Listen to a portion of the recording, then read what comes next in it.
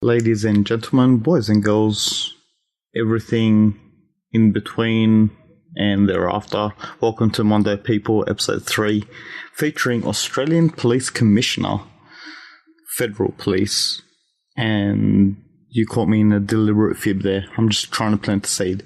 This guy is the top contender for one of the most well-referenced, well-spoken, I don't know what he wants to be professionally recognised as. He does work for the Australian Federal Police. I met Albert about a decade ago, and I was going through a personal transitional period. His advice was to read.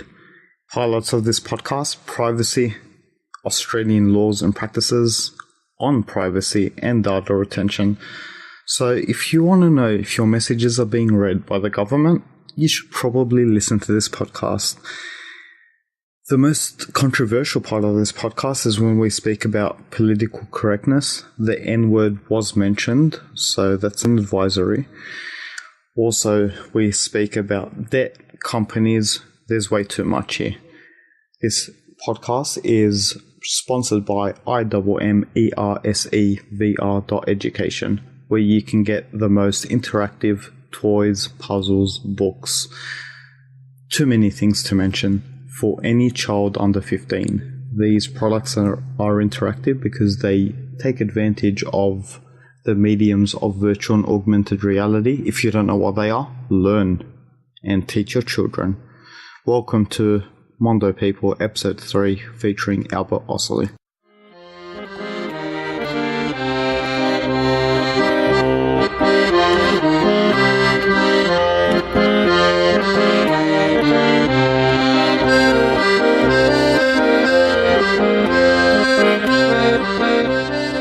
Albert Ossiely, AFP.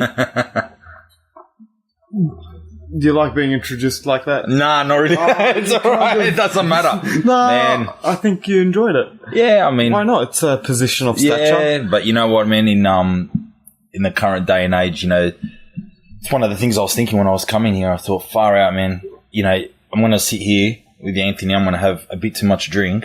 I'm going to say something that's going to get me in trouble, and I'll be getting a letter tomorrow at work saying, what the hell did you say in this podcast? So it is part of who I am. When I go to barbecues, I introduce myself as such. If anyone asks me about my work, not that I'm shy about it. How often do people ask to flash your badge?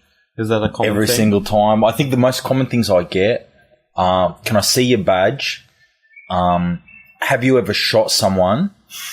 They're questions I kind of want to ask and then you go, and then you go, no.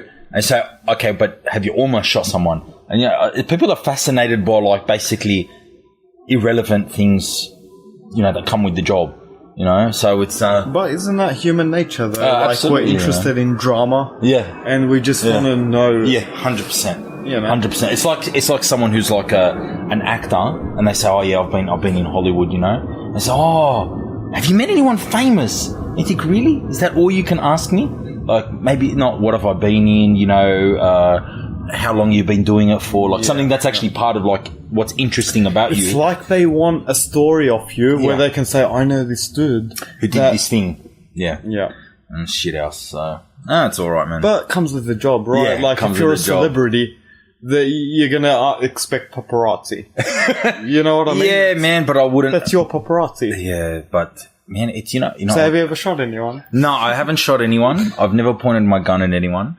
And that's a good thing. People now. Yeah. Nah, man. You said the question. You've posed it into the universe. Right? I have, and I'll say this: the absolute vast majority of cops don't ever want to. You know what I mean? It's one of those myths I think about police that police, you know, they sort of join. They've got a bad boy sort of.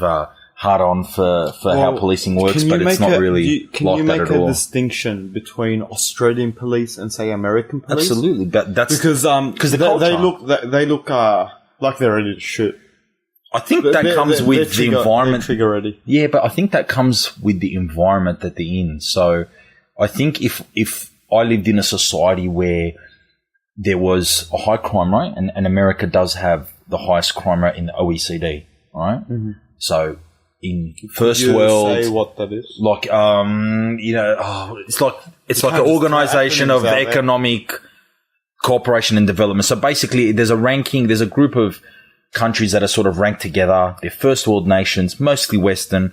However, there are exceptions like places like Japan that are basically first world. And it is helpful for countries like Australia and America and the UK and all that to basically be able to rank themselves against each other. We're pretty much in the same sort of economic boat. You know, we're all wealthy. We've got democracies. We've got relative We're peace. also so vulnerable in a way. In what way? In our system, really, like, say our economical system, right? Absolutely, Based on man. nothing. Oh, absolutely. Based on nothing.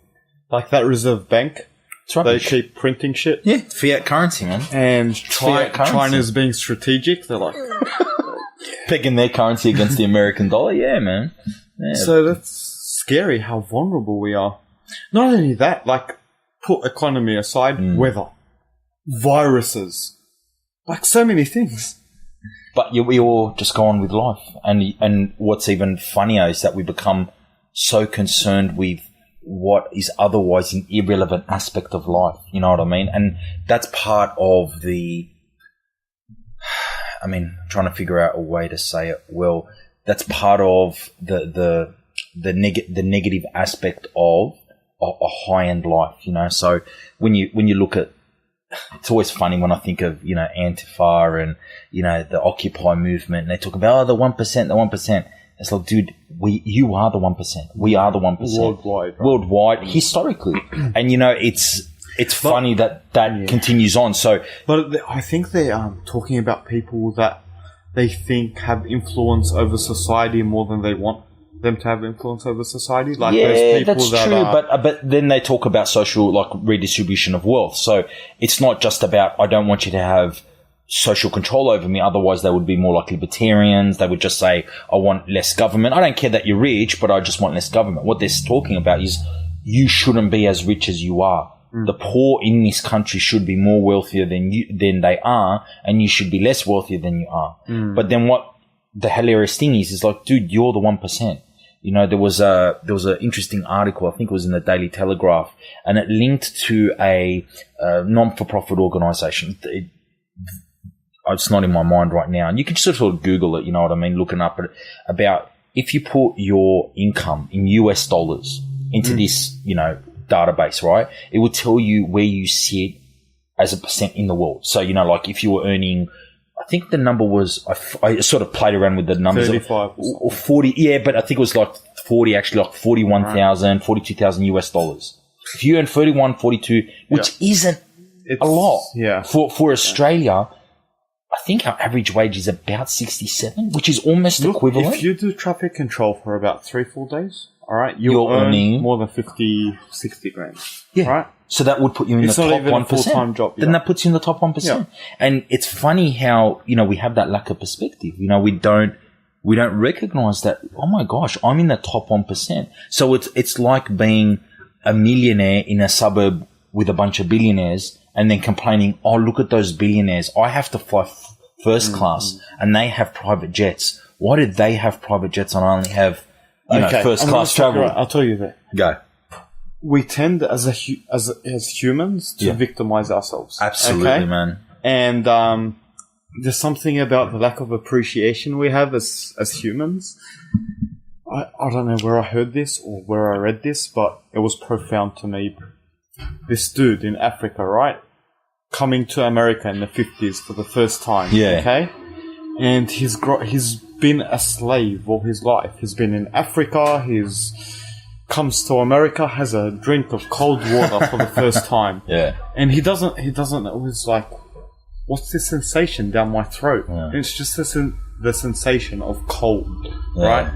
And we drink cold drinks all the time, and we don't sit there and appreciate the sensation of the temperature of the beverage that we're drinking. Absolutely. And if we can appreciate the small things like that, you know, I think we'd just be happier. And we all know that. And it's often when like tragedy hits us that we're forced by life to reset. You know, someone close to us dies, or we all have a near-death experience, or there's a terrorist attack or a major earthquake that kills thousands, and you were really sick, you had cancer, and then what do? Everyone does it, but everyone does it. Yeah. You go, oh, man, I'm so lucky, eh? Like, I had cancer and I live in a first world country and I was able to, not be one of the statistics of people that dies. And you know what I'm going to do, man? I'm going to appreciate life and give it 3 months and you're back to completely normal. You're there bitching, oh man, my stupid $30,000 car, man, it's 5 years old, this is bullshit, I deserve a brand new car, my mates are driving an $80,000 car. You know what I do? I sit down and think, 50 years ago, Anthony, this car wouldn't break necks. Okay?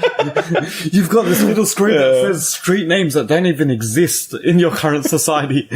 What's going, there's something about us where there's this average, there's this good statistic that shows everyone spends 20% more than they actually can afford. Yeah. Why? Because everyone's just trying to keep up with the Joneses. Oh, big time, man. And everyone's putting on a facade showing that they have a house that they can't afford, a car because they just have this image clothes that they'd rather not wear, doing jobs that they'd rather not do, exactly, taking holidays to places they'd rather. Yeah, and that's right. And without realizing, this is the key part, that the person that you're probably looking up to and aspiring to is probably thinking the exact same thing. Like, I'd rather be in my pajamas right now with a good book rather than in, $1,000 diamond earrings, taking a photo because I need to follow up on Instagram, because if I don't take a photo every single day, I lose my number of photos, because they have these obligations that if you take a certain number of photos every day, talking about social and you're just trying to catch up. That's a job though.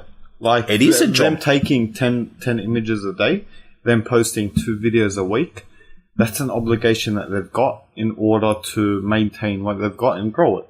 But any other job, Anthony, it can be lacking value. You know what I mean? And I think what we've got to be careful of is, just because the new type of jobs are so different, like your parents can't imagine what it means to be someone on Instagram, or I make YouTube videos, or try explaining what I mean? You try to explain it. So you almost think like, no, this is something special, but it's not special. It is just a job. And you've got to then realize that, look, if someone was, I don't know, like a mechanic, and they extracted no value from it.